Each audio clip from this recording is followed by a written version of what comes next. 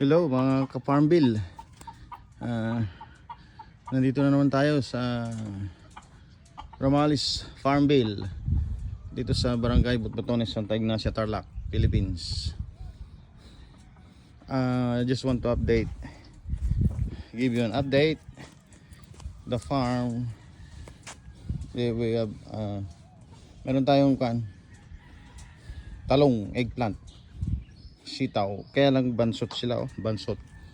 Ngayon ang gagawin namin, we're going to abono, but it is not a synthetic abono. Ang abono namin ay yung B hybrid na abono. So titingnan natin kung atong bansot na mga talong na ito at mga sitaw, yung bansot,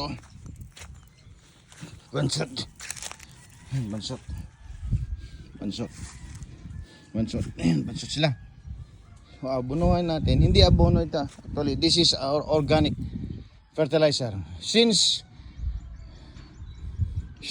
that we transplant this eggplant, wala pang abono.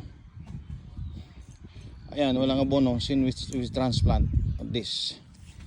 Pero dati kapag nagta-transplant na kami, naabunuhan na namin ng synthetic. Bansot sila. So today, anong date ngayon, Adrian? Today is, ngayon ay March 23, 2024.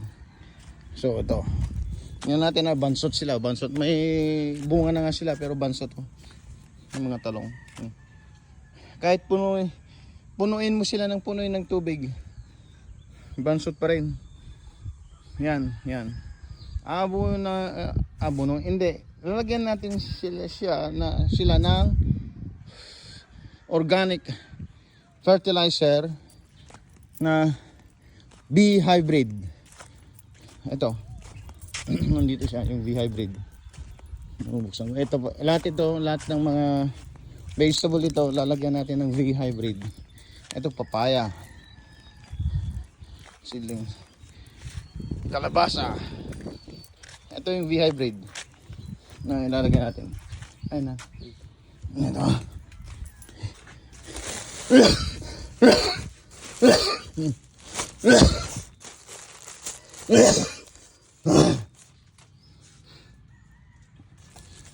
Ganun mo nga. Ito yung B hybrid soil conditioner. Ito ay 25 kilos. Kumuha ka.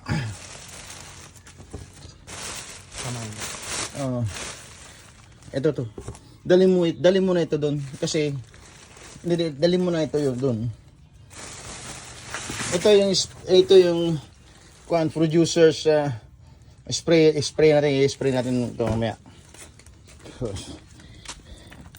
Yan. Mag-umpisa tayo dito.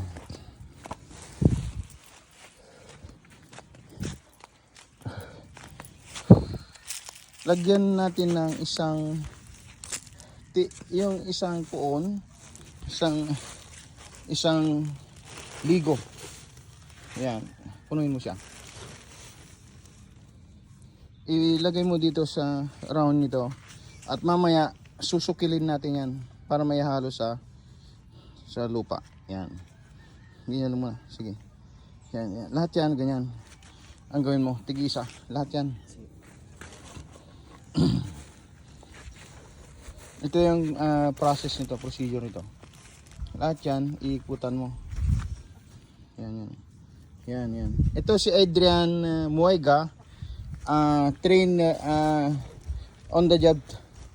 Siya ang isang trainee natin dito sa dito sa Ramalis Farmville. So tinitrain natin siya na maging technician, agribusiness technician. Yan.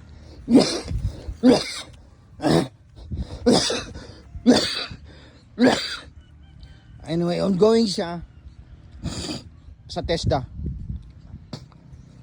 Ongoing siya na naka-enroll siya sa TESDA ng Agri. Ngayon, ito yung i-sponsoran ko siya to model this farm, the Ramales Farmville here in Barangay Butones. So ito ang gagawin naming model. Titignan natin after a weeks or 2 weeks, because after 10 days lalagyan na naman natin ito. 10 days ang paglalagay nito. Tandaan mo 23 ngayon. After 10 days lalagyan ulit natin ito ng bee hybrid conditioner. Yan. Mga bansot yan mga bansot. Titignan natin kung anong mangyayari sa mga susunod na kabanata na araw. Lahat yan lalagyan natin. Ayan, sitaw. At meron pang mga kondon, mga okra. Lahat ng mga vegetables natin lalagyan natin, mga okra. Ito bansot din, mga okra dito. Wala, hindi lumalaki. Patubig ako ng patubig. Ayan hindi lumalaki. Yan. Yan. Yan. Hindi lumalaki yung bansot. Lahat na yung mga okra. Yan okra. Wala, may bunga na siya. Ito ang sitaw. Yan, lalagyan natin lahat ng mga yan. Titignan natin kung anong mayayari pag linagyan natin ng bee hybrid conditioner. Yan, organic fertilizer. Yan, lalagyan natin. Yan, bansot. Yan, hanggang doon. Okra yan. Hanggang doon. Okra yan. At saka itong mga kalamansi din natin. Meron akong nandito mulberry. May mulberry dyan So yan mga kalamansi, mga mulberry, lalagyan din natin lahat yan, lahat. At doon sa resort mamaya lalagyan din natin yung mga nakatanim doon sa farm doon sa resort. May mga nakatanim doon na mga vegetables, lalagyan din natin mamaya. So ayan sinabi ko na sa kanina ito yung mga bansot na talong. May bunga na sila pero bansot. Ayan si Adrian. Okay, thank you and God bless.